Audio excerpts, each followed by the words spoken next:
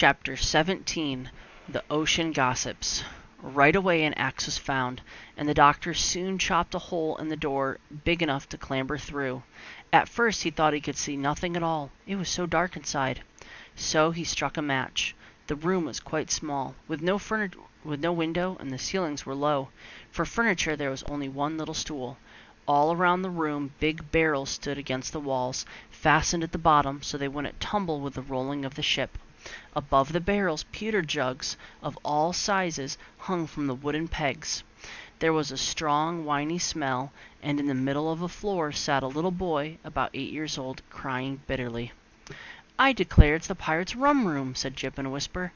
"Yes, very rum," said Grub-Grub. "The smell makes me giddy." The little boy seemed rather frightened to find a man standing there before him and all those animals staring in through the hole in the broken door. But as soon as he saw John Dolittle's face by the light of the match, he stopped crying and got up. "You aren't one of the pirates, are you?" he asked, and when the doctor threw back his head and laughed long and loud, the little boy smiled too and came and took his hand. "You laugh like a friend," he said, "not like a pirate. Could you tell me where my uncle is?" "I'm afraid I can't," said the doctor. "When did you see him last?" "It was the day before yesterday," said the boy. "I and my uncle were out fishing in our little boat when the pirates came up and caught us. They sunk our fishing boat and brought us both onto the ship. They told my uncle that they wanted him to be a pirate like them, for he was clever at sailing a ship in all weather. But he said he didn't want to be a pirate, because killing people and stealing is no work for a good fisherman to do. Then the leader Ben Ali got very angry and gnashed his teeth and said they'd throw my uncle into the sea if he didn't do as they said. They sent me downstairs, and I heard the noise of a fight going on above, and when they let me come up the next day, my uncle was nowhere to be seen. I asked the pirates where he was, but they wouldn't tell me. I am very much afraid that they threw him into the sea and drowned him." And the little boy began to cry again. "Well now, wait a minute," said the doctor. "Don't cry. Let's go and have tea in the dining room, and we'll talk it over. Maybe your uncle's been quite safe all the time. You don't know that he was drowned, do you? And that's something. Perhaps we can find him for you. First we'll go and have tea with strawberry jam, and then we'll see what can be done."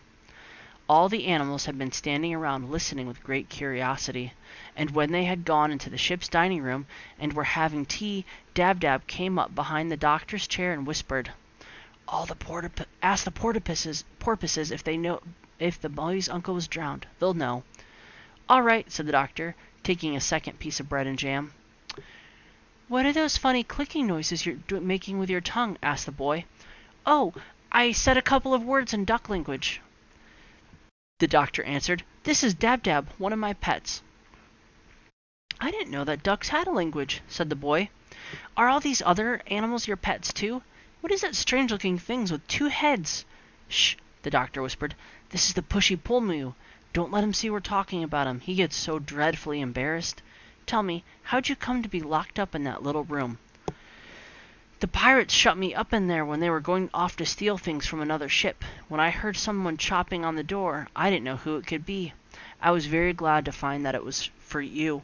Do you think you'll be able to find my uncle for me?" "Well, we're going to try very hard," said the doctor. "Now, what was your uncle like to look at?"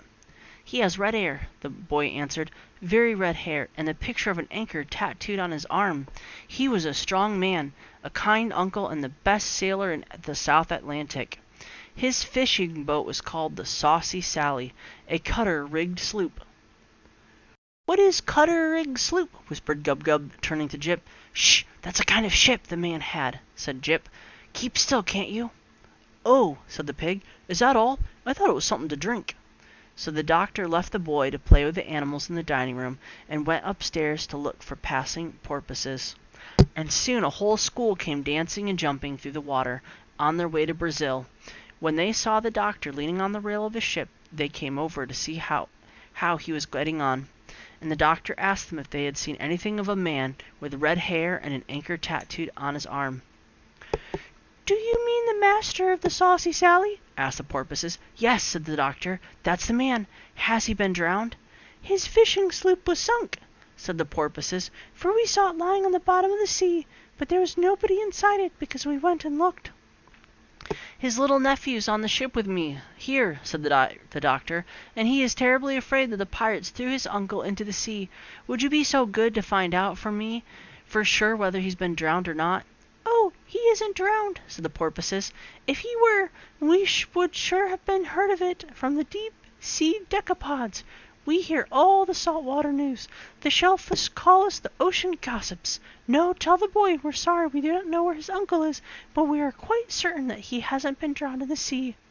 So the doctor ran downstairs with his news and told the nephew, who clapped his hands with happiness, and the pushy Pulmew took the little boy on his back and gave him a ride around the dining room table while all the other animals followed behind, beating the dish covers with spoons, pretending it was a parade.